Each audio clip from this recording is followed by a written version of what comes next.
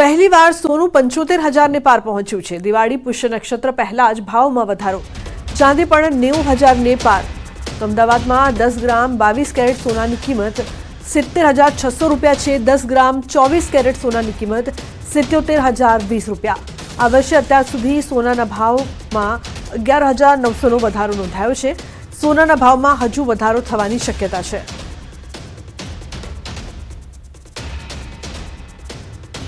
Budget આવ્યાના 2 મહિનામાં સતત કેટલાક વૈશ્વિક પરિબળોને કારણે તથા ફેડરલ બેંકના જે બેઝિસ પોઈન્ટમાં ઘટાડાને કારણે અત્યારે ધીરે ધીરે કરીને 2 મહિનામાં ભાવ હતો તેનાથી પણ વધારે, બજેટ પહેલા હતો એનાથી પણ વધારે પહોંચી ગયો છે। અત્યારે ભાવ 77,700 ઓલ ટાઈમ હાઈ છે ઇન્ડિયામાં આપણે।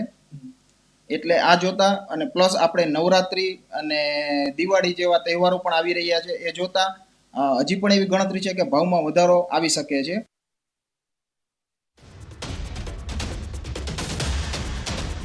માટે સાર્થક નીવડી રહી છે। આજે સોનાનો ભાવ સર્વોચ્ચ સપાટીએ પહોંચ્યો છે। 24 કેરેટ સોનાના 10 ગ્રામના ભાવ 77,700 થયો છે। છેલ્લા એક મહિનામાં 10 ગ્રામ સોનામાં 3,100 રૂપિયા જેટલો ઉછાળો આવ્યો છે। છેલ્લા 2 મહિનામાં 7,000 રૂપિયા કરતાં પણ વધુનો ઉછાળો સોનાના ભાવમાં આવ્યો। કેન્દ્રીય બજેટમાં સોનાની ડ્યુટી ઉપર ઘટાડો કરવામાં આવ્યો હતો, જેથી કરીને આ સમયે સોનાનો ભાવ 70,500થી 71,000એ પહોંચ્યો હતો। જોકે ત્યારબાદ છેલ્લા 2 મહિનાથી સોનાના ભાવમાં સતત વધારો થઈ રહ્યો છે। આ ભાવ વધારા પાછળના કારણોમાં વિશ્વના કેટલાક દેશોમાં યુદ્ધનો માહોલ છે, તેમજ વૈશ્વિક બજારમાં પણ થઈ રહેલ ફેરફારના કારણે સોનાના ભાવ સતત વધી રહ્યા છે। સોનાના વેપારીઓનું માનવું છે કે હજુ પણ સોનાના ભાવ આગામી દિવસોમાં વધી શકે છે। બીજી તરફ લગ્નગાળાની સિઝન પણ આવી રહી છે, ત્યારે વેપારીઓનું કહેવું છે કે આગામી દિવસોમાં ભાવ વધે તે પહેલા લોકો અત્યારથી ઇન્ક્વાયરી કરી રહ્યા છે। સતત થઈ રહેલા ભાવ વધારા વચ્ચે નવરાત્રી અને દિવાળી સમયે તેજી જોવા મળશે તેવી આશા વેપારીઓએ વ્યક્ત કરી છે।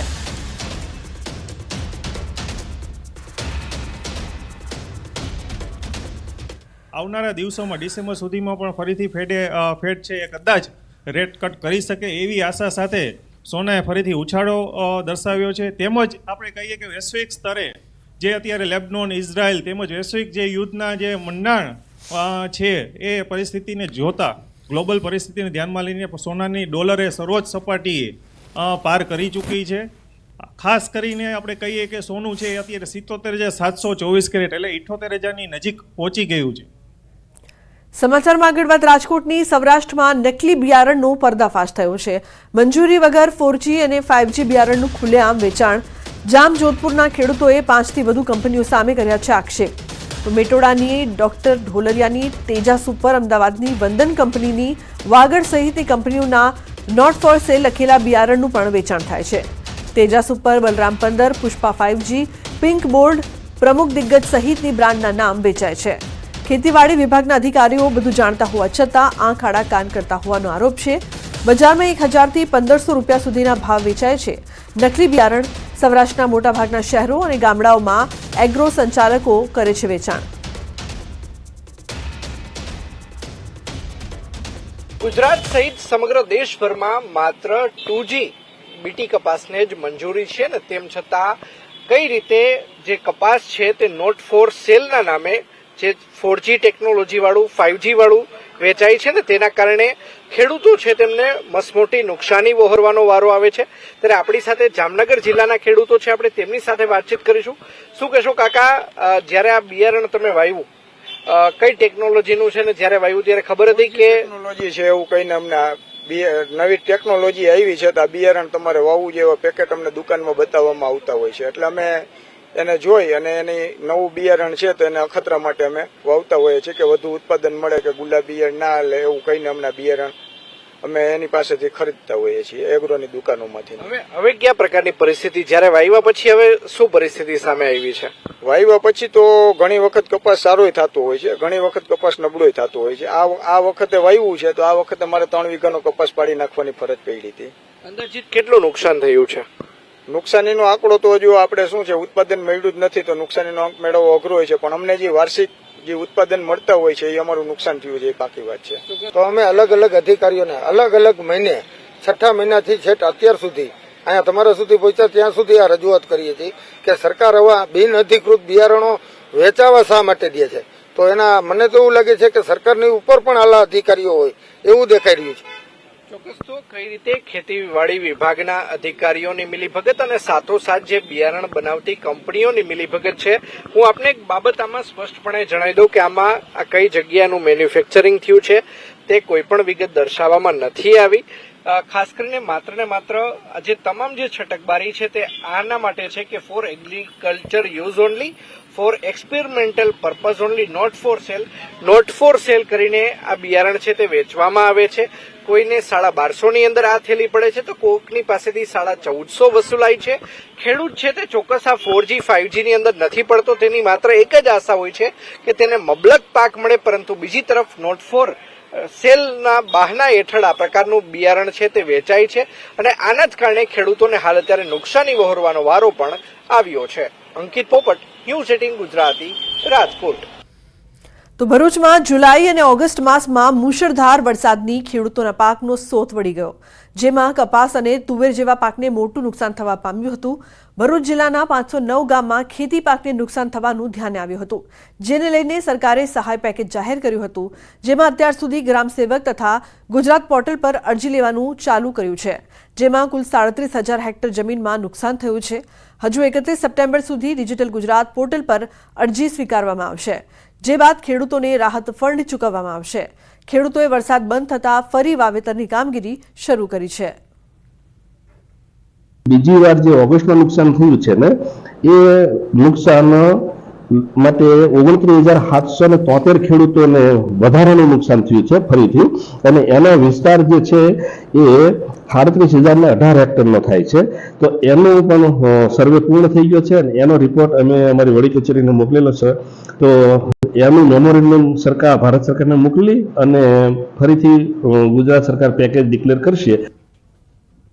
તો રાજકોટની અંબિકા ટાઉનશીપ વિસ્તારમાં દેશી દારૂના અડ્ડા પર જનતા રેડ બાદ આરએમસી એક્શનમાં આવી છે.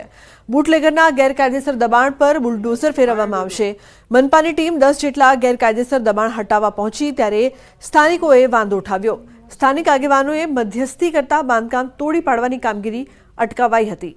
તો બિલ્ડર, ભૂમાફિયાઓ અને મનપાના અધિકારીઓની મિલીભગતથી બાંધકામ તોડાઈ રહ્યા હોવાનો સ્થાનિક આગેવાનોએ આરોપ લગાવ્યો છે. દસ્તાવેજ હોવા છતાં ડિમોલિશન કરાઈ રહ્યું હોવાનો આરોપ લગાવ્યો. તો પૂર્વ ધારાસભ્ય સિદ્ધાર્થ પરમારે ગરીબોને મનપા વૈકલ્પિક જગ્યા આપે તેવી માંગ કરી.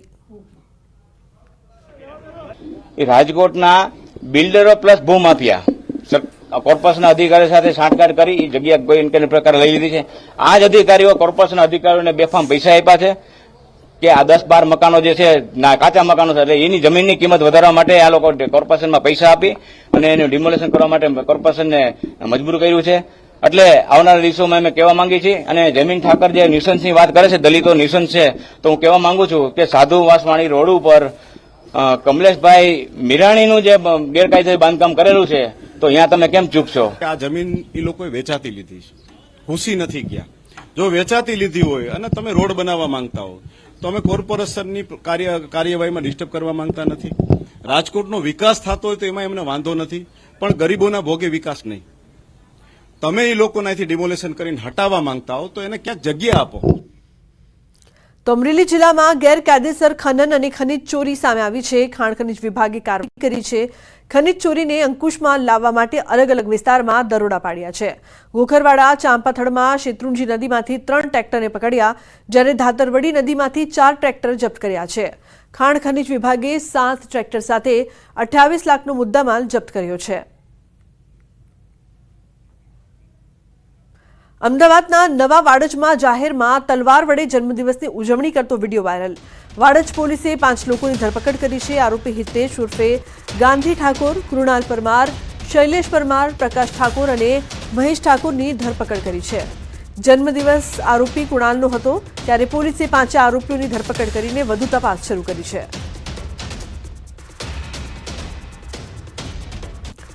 મહત્વનું છે કે પોલીસ દ્વારા કાર્યવાહી કરવામાં આવી રહી છે. જે પ્રકારથી જે દ્રશ્યો સામે આવ્યા હતા, જે વિડીયોમાં તલવારથી કેક કાપતો આ વિડીયો છે તે વાયરલ થઈ રહ્યો હતો. તો જન્મદિવસની ઉજવણીનો આ વિડીયો હતો, જે બાદ પોલીસ દ્વારા કાર્યવાહી કરવામાં આવી છે.